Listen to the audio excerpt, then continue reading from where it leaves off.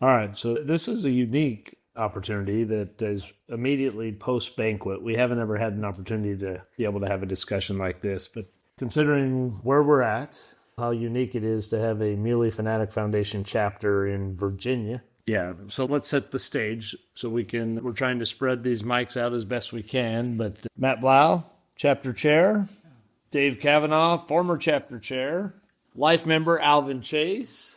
From Maine, that's right. Yeah. Of course, Mrs. Kavanah, the queen bee, the boss, Don Coursey, and straight out of Saskatoon, Cody Robbins. Life member number 716. We got a lot of life members in the room. Yes, we do. I'll tell you, I'm impressed with the number of life members that we have, honestly. Yeah. It's been amazing, especially since we didn't offer that the first 5 years. Let's talk about the event, though. This was your 6th annual fundraising chapter banquet. We've talked a lot about how important the chapters are within the model and what the chapters do, the impact. And that has a little bit of a different discussion when you're talking about the impact that this chapter has out west, when you have a room full of folks that many of them have never even seen a mule deer. Matt, as your first year as a chapter chair, what's your highlight? Yeah, it's got to be the Browning rifle that Bear purchased. That was amazing. When he heard it go up to 11,000, I thought, surely I didn't hear that correctly. That must have been 1,100.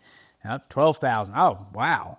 And yeah, what a neat experience to be part of that. Get up to 13,000, and then to have him turn around and donate it back to the youth in the room. No. Yeah, what as a parent now, him getting up there and saying, hey, I got a 7-year-old daughter. Can't imagine what you're dealing with, going through.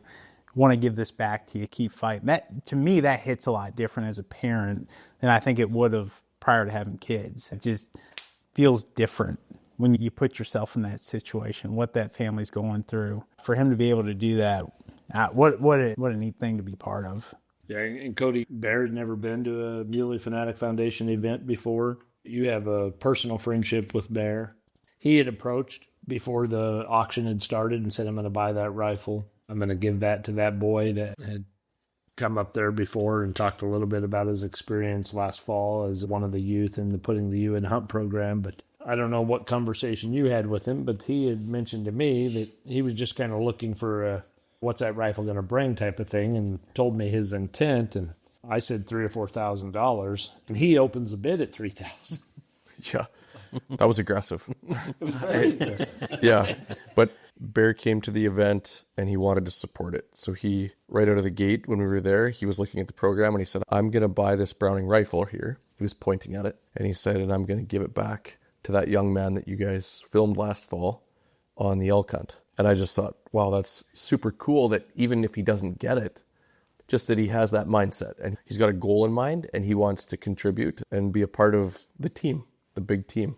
How happy were you that it was a Browning? I was just proud to be standing beside him when he was getting all that attention. It was super cool. It was really cool. Yeah, and what he said, what Matt did the quote there on what Bear said. And as a parent, there's no way to imagine what that would feel like to have a child that has a diagnosis like that. And you know what? If you can sacrifice some money to help give back to a cause, to create some good memories for a child or whatever, or conservation, that's awesome stuff.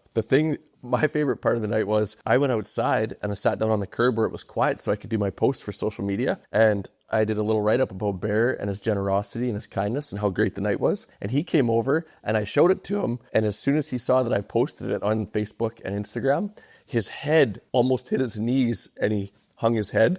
I'm like, oh, what's going on? He's like, my wife's going to see that real soon.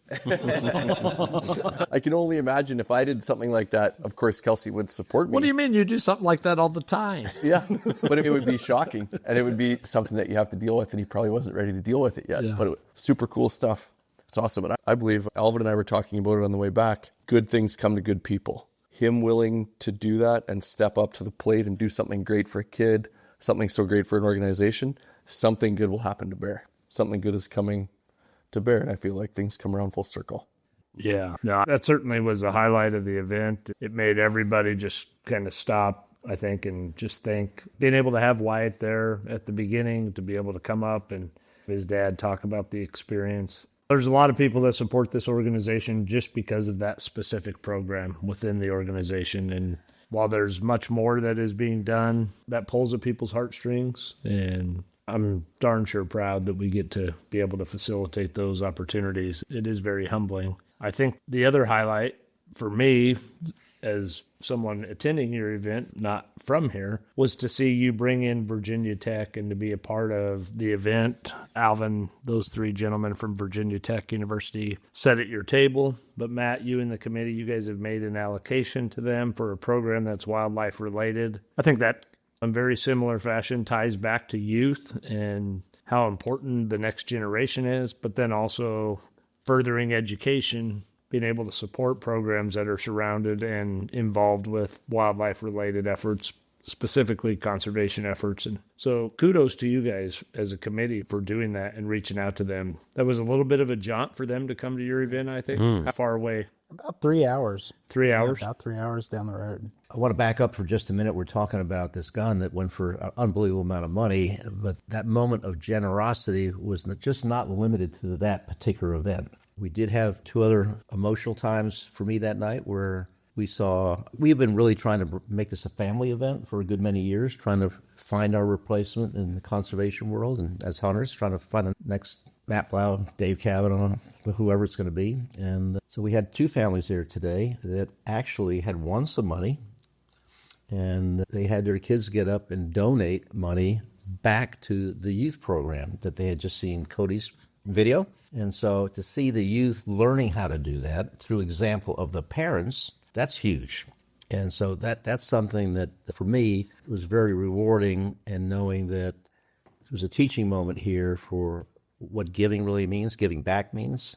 And when you're able to see a little kid come up with a fistful of cash that either his parents gave him or they had just won and wanted to share that back to the cause, that was very touching. Dave, I think obviously with you spearheading and leading to get this effort started years ago, and we've talked about that, we've shared that before. But from a chapter perspective, this is a shining example, I think, of how it's done and done right. And just look at what's in this room right now. Your dear friend Alvin, from your past business world and your professional life, flying down from Maine, life member in Maine, year after year, bringing Charlie to the fold and his wife Deb, and them being there and supporting the event, and bringing Matt on and identifying Matt 2 years ago, someone that could be groomed to be your replacement, and for you to willingly and very intently step aside and say, if I'm always the chapter chair, this eventually has an expiration, and to bring someone else to be able to take over the reins. Matt, I think you did an incredible job.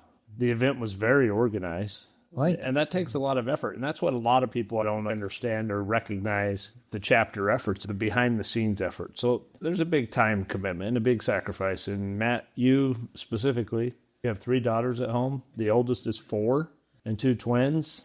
That's a heavy load. And when you make this type of commitment, how far away do you live from here? About an hour away from here. Yeah. So I guess just no fluff. Why do you do this? I got involved in the group. I've been blessed, fortunate enough to go out west hunting a few times, taking some mule deer. And a couple years ago, I was listening to Randy Newberg's podcast, and you were on the podcast chat with him.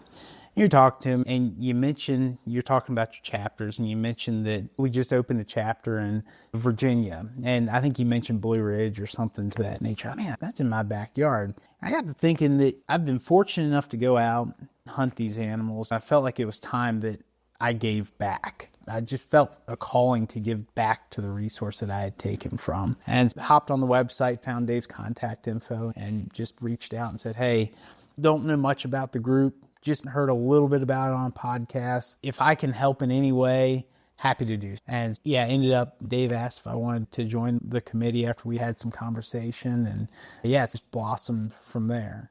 Matt, I got to ask, how is it to work with Dave? Yeah, I'm very glad to have him. Very glad to have him.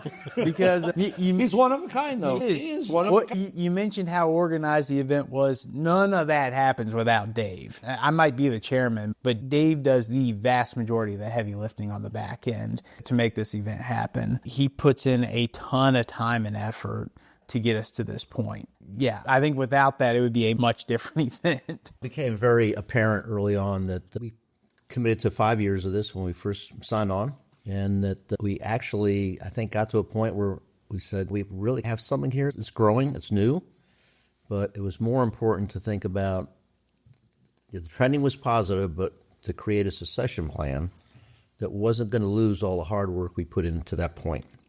So bringing new blood in, new ideas in, if you're not doing that in any walk of life, business or otherwise, you're setting yourself up for failure. I looked for somebody that had the passion. Matt clearly had that the first time we talked. Could see that he was definitely a Western hunter, had a real affinity for mule deer and conservation. We started having that conversation. And then there's one other piece to that. Not only did Matt have, and his wife have these two beautiful new daughters on top of the one they already had, but between the time I asked Matt to consider doing this, he said he did. Well, lo and behold, he has now become president of that company on top of the twins, has taken over the family business, and he's a leader of a good-sized company. Even with all that, personally, he still wants to be part of this. Say my wife deserves a ton of credit for allowing me to do this, because there's times we have calls that she's all hands on deck watching the kids while I'm on a phone call or something like that. The beautiful part about our Zoom calls, when we have them quite often, is Matt's upstairs in his office, and then the Zoom call starts rolling, and then this little head pops up over the top of the camera, and then up onto Matt's lap jumps his 4-year-old daughter, who wants to be involved. She's not only very entertaining, but she's there every call. It's a family affair. I see where that's going to go. She apparently told my wife, Kelly, that she wanted to come to this event this year. I think it was just a day or two ahead of time, so we didn't attempt to do it this year. But hopefully in the future I can get her and as well as her sisters there too. Really looking forward to that. Yeah. Alvin, your perspective as an attendee, as Dave's dear friend, to book a flight to fly from Maine to Baltimore, get a rental car, a lot of investment on your part just to support Dave in this effort. But what's the perspective from the attendee side of tonight's event? You've seen many events now. In context, it is very impressive that we have developed this base of commitment to conservation 2,500 miles away from the closest mule deer. And I got thinking tonight when we were talking about the conservation work that's going to start with the migration corridors. On the East Coast, we have no idea. Nothing migrates here. But there is the concept of that is just so foreign. But yet somehow we've managed to get people excited and involved and really generously supportive of something that doesn't necessarily happen in their backyard. They're probably doing their own conservation work here, but now we've made their backyard bigger, and they're making an impact 3/4 of the way across the country. And the generosity of everybody. They're all there for exactly the right reason. And I've attended, hundreds of these types of banquets, from pheasants to ducks to whatever it happens to be. And there's always some of them, everybody's looking for a bargain. This group, certainly the last 3 or 4 years that I recall, they are really looking to raise money. It's a great event. Yeah, Cody, speaking of multiple events and attending multiple events, I know just in your professional life, you've attended many events. Your perspective of the Blue Ridge Chapter 6th annual event that was held tonight? It was awesome. The venue was absolutely beautiful. The Shenandoah Valley Golf and Country Club. Beautiful venue. People were awesome. I was just visiting on the way back saying, it's crazy. You bump into a person, you've never met them before, and you could easily spend an hour visiting with them like friends. Just great people. And the generosity and the way they supported the auctions and the raising money. It was a great event. And I travel all over North America to these events, and this is one of my favorites of all time. It was fun. Many events over the last 13 years associated directly with the foundation, and there's just something a little different about this event. And the only thing I can put my thumb on with that is that it's the people. It's the attendees, it's the committee. Certainly, Dave, you've established a significant amount of accountability. You're the only chapter chair that's fired a volunteer. That's not shocking. You worked with Dave in his professional life before retirement. And he's a unique individual. He is. Yeah. You have to hang on. It's got one speed. Sharon, we love you. But I think that's what makes it work. There's an accountability. Everybody's carrying water for this. Everybody has marching orders of what they're doing, and they hold themselves accountable to do that. And you've got expectations. And your leadership, if you will, whether it's Dave or Matt, or everybody's pulling in the same direction. And if your leader's running, you better keep up. One of the things we quickly realized Actually, when I talked to you and Joey 7 years ago, or whenever it was, 8 years ago, we recognized the fact that being from the East, there's a huge resource that's untapped for the benefit of the Western animals and Western conservation. There's Eastern hunters that have a lot of capability, love to hunt the West when they can get drawn, and that's a revenue that we're able to bring that otherwise, if we hadn't been here, we wouldn't have had this additional revenue that we could put into conservation, particularly out west for mule deer. And our work's not done. There's still a lot. I had visions when we first started this chapter, Ron. I talked about it, that in the back of my head, I said, okay, we'll do this for 2 years. We'll get this nailed down. And 3 years from now, we'll have 2 or 3 other chapters on the East Coast, in Virginia or Pennsylvania. And honestly, that's still a personal goal of mine, because I think the awareness is out there. And as we continue to do this good but not easy work, the word will continue to reach out and hopefully find more people that want to come to us, hear about what we're doing, and want to open their own chapter. So just, it's a snowball effect, but it's just one little flake at a time. But I think we're getting some momentum, and we still have a lot of work to do. Yeah, Matt, from your perspective as the chapter chair now, knowing that's Dave's vision, how do you guys as a committee, as a team, how do you foster that with a plan of action? What does that look like for you? Yeah, I guess first, it'd be difficult to do if Dave wasn't committed to another 20 years of this. So that's... For the record, Dave is not 25 years old. But no, yeah, I would love nothing more than to have several more chapters spring up on the East Coast to help support the cause. I think we're taking some of the right steps to try to get the word out there about our group. I think that's a first big step, right? We got to let people know about us. I also think it's huge if we can get them to attend one event and just see what it's about. That seems to have a lot of success for us. We get a person to one event, see what the group's about. That seems to go a long way with people. And they're out there. There's folks that are out there that want to get involved. It's just reaching them. There were several folks tonight when I had asked how many had attended a Muley Fanatic Foundation event, specifically your event, knowing that there's not others in the area. How many new folks raised their hand? That was impressive. Yeah, I think, honestly, Josh, that was a little bit of a surprise. We started seeing the tickets roll in, and typically we're probably in the neighborhood of 80% return rate, I think. But I think we found another 25% new customer base today, so to speak. That word spreads. They share it with their friends, family, fellow hunters, conservationists. So that's how the network grows. Yeah, and the few people that I got to visit with specifically about the chapter and the model, it seems like people are just like, how can that really be? There's almost a hint of doubt there that you're retaining 70% of the funds and allocating them as a committee. So your work, although the event now is past, there's still a lot of work to do. For folks that are maybe thinking about what's involved in starting a chapter, what that looks like, you're just as organized after the party as you are going into the party. And so where do you take that from here? Yeah, from here, I guess kind of the first step is really dialing in, hey, what funds were raised from this event? What that look like? Dave's got a spreadsheet that's longer than probably any spreadsheet I've ever seen. And I've seen some long spreadsheets. And you manage a pretty big business. Yeah.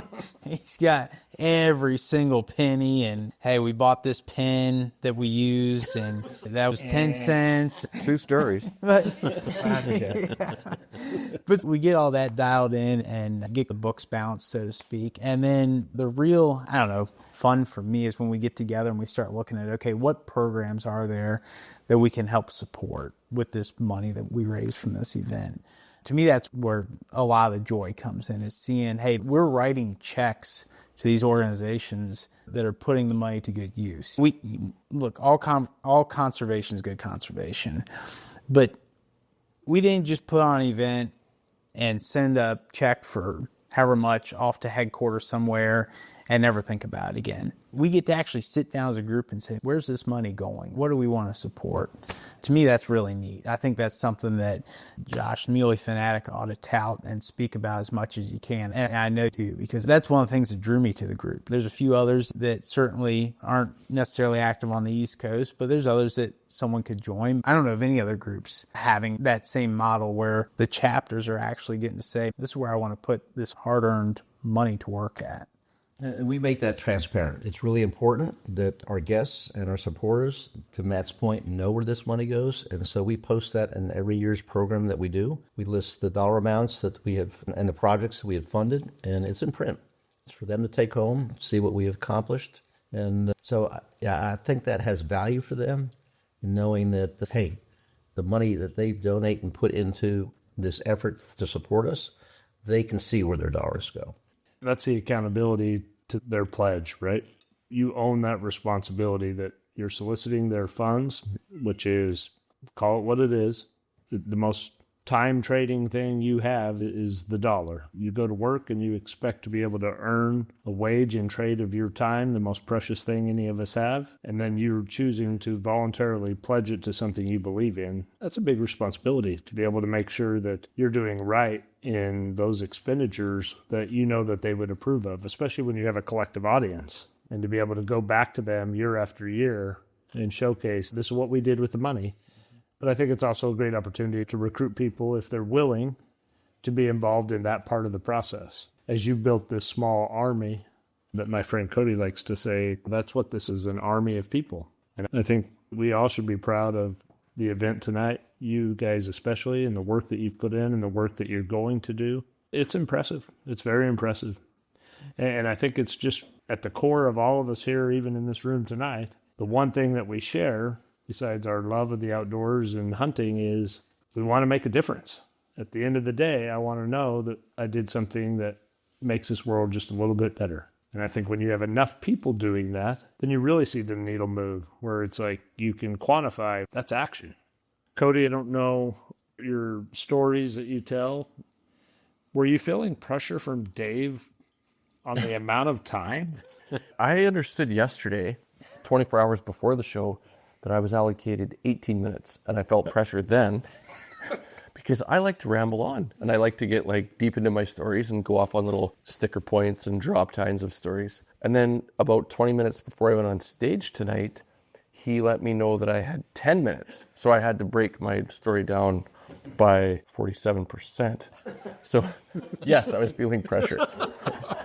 But I still had a really good time. I just had to put fast forward on my voice a lot of the time and kind of microize sentences, maybe. Full disclosure, Dave, when you told Cody 10 minutes, as soon as you walked away, I told Cody, take 30 minutes. Just be you. So when the survey comes back and they say, why did we have to wait an hour before our scheduled dinner that you advertised? There's only two people's name I'm going to mention. Cody Robbins and Josh Coursey. But I do think it's important that folks had the opportunity. Cody did the same thing. How many had seen his television show? Some hands went up, but I think there was a lot of new people that it brought some exposure to. And we're all in this together. I think that's the beautiful thing about an ambassador like Cody, who has been so good at what he does and it has the ability to be able to communicate in a entertaining way that makes people. It's quiet when Cody's talking. People are listening. People want to hear what he has to say. And they're laughing and they're entertained. And for many folks, it gives them a glimpse into a world that they might not ever know. And nice job, man. I'm incredibly grateful for folks like Dave and Matt that put on such a great show. Who do you like better? I'm all about favorites. And I would say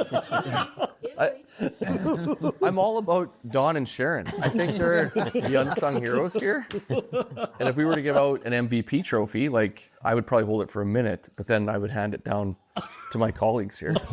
Yeah. If it wasn't for folks like Dave and Matt that put on such a great show and such a great event, sure, they're raising money, but they also give me a really great chance to reach people that have not seen my show before. And I'm grateful for that too. It's super cool. The people that come into your lives in hunting and these shows and all this, it's awesome stuff. I appreciate the chance. Having Cody here just the last few days and being able to ride around, there's never a dull moment. That's the truth. Great. Yes, absolutely. Alvin, you've hunted in a place where last year where you killed an incredible moose. And I remember Dave right after the hunt saying where you guys were at. Cody's name was carved in the... It was. Isn't that funny? Isn't that cool how this has come full circle? I know. I didn't know when Cody had decided to commit to come to this. But I've known about Cody and have watched Cody and Kelsey's and actually remember when you started with Shockey, right? One of the very first shows, because I followed Shockey for a long time. When we got in Westlake and saw your name in the magic marker, I thought, that's pretty cool. Right? There's a cool factor there. That's right. And being a little competitive, I thought, you know what? He killed a huge moose. Now, again, he did it with a rifle. I don't want to take anything away from him, but anybody can do it with a rifle. But then to know that I was going to be here to share this kind of camaraderie and busting up a little bit, I've got a new friend, and I'm thankful for it. Me too. And thanks, Dave, for opening your home to us, letting us stay here. The movie night in your trophy room last night to showcase you as the virgin filmer of Alvin's experience. You did a great job. It's great. It's great film. Yeah. I think, it was fun. Anybody could do it with a rifle. Hey, Percy, will you hand me the mic for a minute? So, watching your video and seeing the little cabin at Westlake in Jim Shockey's outfitting territory, I have a funny story. I was so excited that Jim gave me a moose hunt and that I got to go hunting in his territory. When we landed at Westlake, this is 2013. When we landed at Westlake, they hadn't opened up the cabin. So when you have a cabin shut down and when you leave it for the year, you put up things called welcome mats. And it's a bunch of nails, little 2-inch nails sticking out of a board, and you put it in front of the door. And then you go and put the same thing, these welcome mats, in front of every window and every door. Now, I was so excited to get to Westlake and capitalize on a free hunt from Jim Shockey. I go running up to that little cabin at Westlake carrying a camera, and I leapt onto that deck, and I shoved a nail right through my foot on day one. And I pulled my foot off of the nail, excruciating pain. It went right through the front ball of my foot, the center of my toes. And I went over to the pilot, and I pulled my boot off, and I pulled my sock off, and he's like, when was the last time you had a tetanus? Like, you probably shouldn't stay in here. But knowing that this moose hunt was on Jim's dime, I was willing to sacrifice. I'm going to take my chances. And I looked at my cameraman and said, we're staying. And for 10 days, I walked around on my heel like I had a peg leg, and we got that 66-inch moose. So it just reminded me when watching your video and I saw that little cabin, I remembered that nail that went through my foot. Oof. No, that had to have been neat for you to be able to see familiar ground and to know you could have that conversation. Yeah. This will be hard before we close because there's a lot to be celebrated, but I know we're all wired to raise the bar. What's the next summit?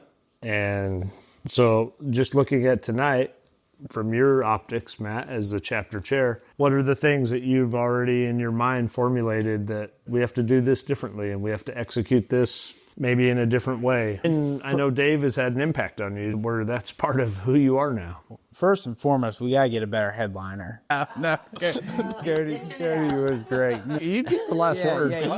I'm thinking. The beauty about what Dave and the rest of the committee has done to get us to this point is that at this point, it's a lot of just fine tuning. Not to say by any means that we're there or that we're perfect, but we were talking before we started here that, hey, there's some small technology tweaks that we might make next year. Or we even talked about, hey, we probably ate a little too late. We had some people that were a little hangry. So let's try to back that up a little bit, whether it's just backing it up in the program or maybe we start a touch sooner. Or you get speakers that stick to the script in the title.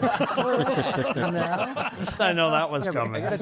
Something else I think's neat about our group is you don't just send us a package every year. Hey, guys, here's the blueprint to how to do Here's the cookie cutter banquet. We have the freedom to come up with a banquet that we think is going to be enjoyable and be successful for our folks. And because of that, it allows us to make those improvements. And as someone that's involved in a business, I really enjoy that process improvement. One of our core values at work is evolving, constantly improving. So that's something that I think all of us feel is important for this group as well. How do we get better? How do we make next year better than this past year? And cater it to your audience. Yeah, I think that is important.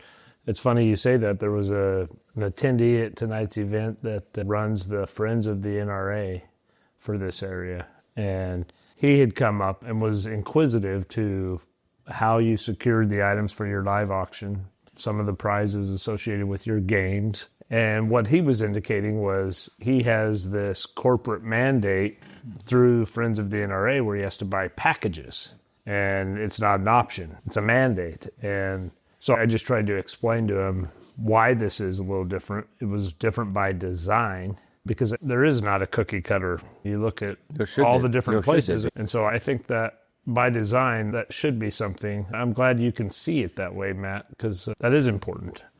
And ultimately, for you to have ownership in it, you have to foster the ideas. And when you can do that collectively as a group or as a team, I think that's just healthier. And I'm glad you recognize that, because that is something that I think you guys are doing well at maximizing.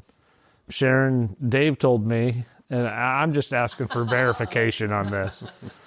Dave had taken his one pause of the night, and it was like 8 seconds, but he paused during the live auction and came up to me, and what was going up for bid, Cody was actually bidding on it, but it was a turquoise bracelet and a ring. And Dave said, "That's Sharon's. I bought it for her for our anniversary." And I told him it wasn't true, but it sounded really good for about 2 seconds. Yeah, I know. But I think the diversity of what you had and the variety of the items, there was something for everyone, including my wife. You're welcome. No, it was a great lineup, great merchandise, good entertainment, good games. Don, you had a challenge right out of the gate. I had told Dave, put Dawn on the hardest thing that you need or something that can't be done, and she'll get it done. And you had this little bag of purple tickets that Dave had apparently said you won't need more than that. I said that for a reason. Oh, it was very strategic. I knew what the result was going to be, and she lived up to the result. I think the other thing the wheels do in the room is it's the ambiance of the noise. Yeah. And the activity. Yeah. It creates... There's a buzz, huh? Yep, a buzz. That's exactly right. There's something going on in the background, and it's almost like a lottery type, pulling the handle on that. What am I missing? I better get over there. It's magnetic. A large percentage of our audience comes for a cooler every year. There's been a guy coming to our banquet every year since we've had it. And he There you go. approached me when he came in the room. This is the year I'm going to win that cooler. Felt like a really good event, successful. Very interested to see what sort of funds we raised. And interested too. We're trying something new this year. I don't know how much feedback we'll get, but we're going to send out a survey to all the participants and just see what they give us. If they're willing to take a couple minutes and fill out a survey. Hey, what'd you like? What didn't you like? Improvements for next year. So hopefully lots of the attendees will take some time to fill that out for us. It just shows that we want to be better, and having that input helps us get there. And I would tell you it's not necessarily about tonight's event, but in terms of what comes out of Wyoming and the home office, the regular communication or the access to information about what we're doing with our dollars is pretty important. I'd be remiss if I didn't give Cody the last word. Whatever he says, it isn't going to matter, because when he's done, I'm going to hit stop, so you won't get to have a chance of rebuttal. Here it comes. How many minutes are you giving him? 28. This is going to be awkward, and Dave told me not to tell anyone. He took me in the kitchen, and he hugged me, and he head cupped me. And he said I made the whole thing a success, and I was his favorite person there. No, he did not. He did so. That's what he said. Fact check. We're just going to have to check the cameras in the kitchen. Right. Drink them off. No, Dave, seriously, this whole few days it's gone by very quick. How you were able to step away from it yesterday and want to showcase. I understand your infatuation with longhorn cattle. Watching you in your element was impressive for all of us that don't know anything about longhorn cattle. It was good. Yesterday was very good. Yeah. I thank all of you for allowing us to have that opportunity to get together. It was good for me to take a breather before the banquet and to spend time with you guys one-on-one. It was fun. It was enjoyable. It was relaxing. Can we get any clarification whatsoever on the results of the clay shooting? I have a full report right here. Okay.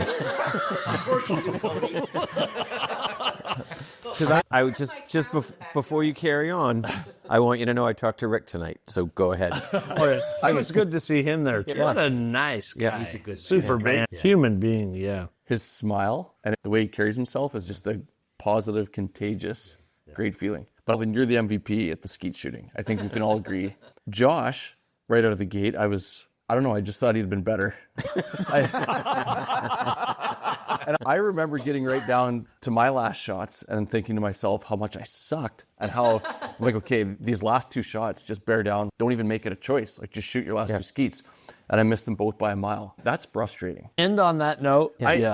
I hated that we ended on that note. I think that you can give Josh, though, like most improved from first shot to last shot. And that really pissed me off because I wanted to win something, and I sucked the most at the end, so I couldn't get most improved. And Josh sucked so good at the start, and then he got pretty good at the end, so you did get most improved. Yeah. It was a good time. And Harper's Ferry, man. I told Don last night, I know Cody had the best meal he'd ever had at the airport in Toronto, but like this burger, I know you think it's just a cheeseburger, but was it not? It was incredible. And it had some kind of, it was some kind of sauce that was on it. It was so good. I don't even know what it was. Yeah.